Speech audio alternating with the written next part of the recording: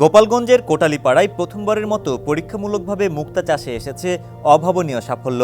দেশীয় প্রজাতির মাছ ও শামুক সংরক্ষণ প্রকল্প এর আওতায় গত বছরের সেপ্টেম্বরে উপজেলার ৬টি পুকুরে নিউক্লিয়াস পদ্ধতিতে ৭,৮০০ ঝিনুকে টিস্যু প্রতিস্থাপন করে শুরু হয় এ চাষ।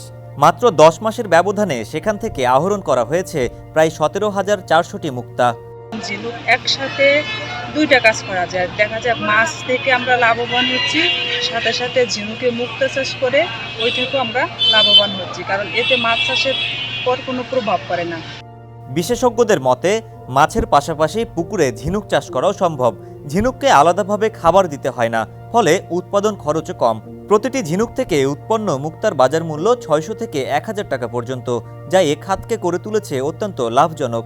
আমরা ইতোমধ্যে যে বিষয়টি লক্ষ্য করেছি যে স্থানীয় পর্যায়ে যে মুক্তা চাষ, এই মুক্তা চাষটির সাথে ব্যাকওয়ার্ড এবং ফরওয়ার্ড লিঙ্কেজ প্রয়োজন। বিশেষ করে গহনা তৈরির ক্ষেত্রে আপনারা জানেন যে বাংলাদেশের নামকরা কিছু ব্র্যান্ড তারা সরাসরি মুক্তা চাষীদের মাধ্যমে তাদের বিভিন্ন পণ্য উৎপাদন করে থাকে এবং সেই পণ্যগুলো অত্যন্ত দাম দিয়ে বিভিন্ন ক্রেতা কিনে থাকে। আমরা আশা করছি যে এই বিষয়টি আমরা আরো অন্যান্য প্রতিষ্ঠান, বিশেষ করে যারা নামকরা ব্র্যান্ড আছে তাদের সাথে আমরা এটি একটি লিয়াজও করে দেব এবং সাথে সাথে যাতে মুক্তা চাষিরা লাভবান হয় সেই বিষয়টি সর্বাত্মকভাবে সহযোগিতা। এ সাফল্যে উদ্বুদ্ধ হয়ে মুক্তা চাষে এগিয়ে আসছেন স্থানীয় উদ্যোক্তারা।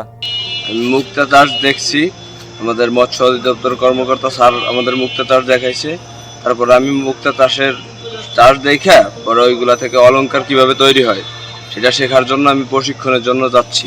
চাষ দেখে খুব ভালো লাগছে, সেই জন্য আমি মুক্তা চাষ করব এবং বাজার উদ্যোক্তা হব এবং আমার কর্মসংস্থানের একটা ব্যবস্থা করব। আমি একজন উদ্যোক্তা হতে চাই মুক্তা চাষের ট্রেনিং নিয়ে, সাথে অলংকার বানানো এবং গহনা তৈরির যেগুলো পদ্ধতি আছে ওগুলো আমি জানতে চাই এবং ভবিষ্যতে এটা নিয়ে অনেক ভালো কিছু করতে চাই। কোটালীপাড়া উপজেলা মৎস্য বিভাগ জানায়, এই সম্ভাবনাকে কাজে লাগাতে প্রশিক্ষণের মাধ্যমে নতুন উদ্যোক্তা তৈরি করা হচ্ছে। যে মাছের পুকুর আছে সেই পুকুরে কিন্তু আমরা যে মাছ চাষ করি তার সাথে সম্পূর্ণ বাড়তি, একদম বিনা খরচে, একটা পয়সাও বাড়তি খরচ না করে শুধুমাত্র অপারেশন বাবদ যে আমাদের খরচটা আছে সেই খরচটা করে কোনো বাড়তি যত্ন না নিয়ে আমরা কিন্তু ঝিনুকেই মুক্তা উৎপাদন করতে পারি। আমাদের দেশে বেকারের সংখ্যা এখন অনেক বেশি। আমরা যদি চাই যে হ্যাঁ আমরা মুক্তা উৎপাদন করছি, প্রথমত উৎপাদিত মুক্তা থেকে পরবর্তী স্টেপে আমরা এই মুক্তার গহনা তৈরি করব, তার একটা বাজার তৈরি হবে। আমার বিশ্বাস যে যদি আমরা ঠিকমতো কাজ করতে পারি তাহলে লক্ষ লক্ষ বেকার যুবককে এই মুক্তা চাষের মাধ্যমে স্বাবলম্বী করা সম্ভব। বিশ্ববাজারে মানভেদ ও ডিজাইনের ভিত্তিতে মুক্তার চাহিদা প্রচুর। সঠিক পরিকল্পনা, প্রশিক্ষণ ও বাজার সংযোগ থাকলে বাংলাদেশও মুক্তা রপ্তানিতে নিতে পারে গুরুত্বপূর্ণ একটি অবস্থান।